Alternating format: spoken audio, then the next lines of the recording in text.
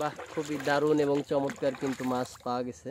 জেনে অবাক হবেন এই মাছগুলো কিন্তু সব বড়শিতে ধরা। চলুন সম্পূর্ণ ভিডিওটি দেখি। কোনো মাছ অনেকটা মিস নেই বলতে বলতে কিন্তু দেখতে পাচ্ছেন একটি চ্যাং মাছ, সেটি কিন্তু আসলে বড়শিতে আটকে আছে। হ্যালো, আসসালামু আলাইকুম, দিস ইজ সাইদ আহমেদ। চলে এসেছি নতুন একটি মাছের ব্লগে। দেখতে পাচ্ছেন খুবই অসাধারণ চমৎকার একটি মাছ ধরার দৃশ্য। আমি কিন্তু কখনো এইভাবে মাছ ধরা আগে দেখিনি, আজকে কিন্তু প্রথম এই ধরনের মাছ ধরা দেখছি। বড়শি আসলে আমরা তো কোনো কিছুতে বেঁধে আর কি বড়শি দিই, এখানে কিন্তু একটা শোলার সাথে শুধু সুতো আটকায় বড়শি দেওয়া আছে। তো এখান থেকে কিন্তু আসলে প্রচুর মাছ পাওয়া যাচ্ছে। আসলে কোনো মাছ অনেকটা মিস নেই বলতে বলতে কিন্তু দেখতে পাচ্ছেন একটি চ্যাং মাছ, সেটি কিন্তু আসলে বড়শিতে আটকে আছে। তো চাচা খুবই দক্ষ শিকারী, তিনি কিন্তু আসলে এতক্ষণ অনেক মাছ একটু আগে দেখলাম, মাছগুলো দেখানোর চেষ্টা করব। তার এই যে ছোট নৌকার ভিতরে কিন্তু বিভিন্ন ধরনের মাছ আছে এবং তিনি কিন্তু এই মাছগুলো পেয়েছেন। তো চাচার সাথে একটু কথা বলা যাক। চাচা, এই মাছ ধরা পেশায় কতদিন থেকে আপনি? আমার জি, ক্লাস 5 যখন পড়ি তখন। ক্লাস 5-এ? তার মানে তো প্রায় 30 বছর উপরে নাকি? কত? 30 না তার বেশি? আমার বয়স, আমার মাছ ধরার বয়স 45, 40, 45। 40-45 না? আচ্ছা আচ্ছা, তাহলে ধারণা আমার একটু ভুল হয়ে গেছে।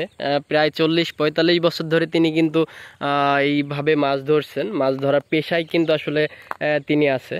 তো দেখতে পাচ্ছেন আসলে খুবই চমৎকারভাবে কিন্তু মাছ ধরা। আমি এইভাবে মাছ ধরা আগে কখনো দেখিনি, এজন্য কিন্তু আসলে রানিং অবস্থা থেকে আমি দাঁড়িয়ে একটু দেখার চেষ্টা করলাম যে আসলে কিভাবে এই মাছগুলো ধরা হচ্ছে বা কিভাবে এই মাছ ধরার প্রক্রিয়াটি।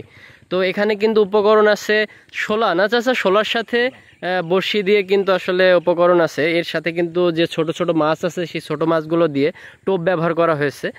সেই টোপগুলোতেই কিন্তু আসলে বিভিন্ন ধরনের মাছ আসছে বা বিভিন্ন ধরনের মাছ কিন্তু বেঁধে থাকছে। তো চাচা কাছে আসছে, আমি আর একটু দেখানোর চেষ্টা করবো আপনাদের তিনি কতগুলো মাছ পেয়েছেন। একটু অপেক্ষা করলে কিন্তু আসলে দেখতে পারবেন। এই চমৎকারভাবে মাছ কেউ কি ধরেছেন কিনা কখনো অবশ্যই কিন্তু কমেন্ট করে জানাবেন। আরও একটি মাছ কিন্তু তিনি উঠিয়ে ফেলেছেন, আরও একটি নয়, অবশ্য 2টি বড়শিতে 2টি মাছই কিন্তু আসলে উঠেছে।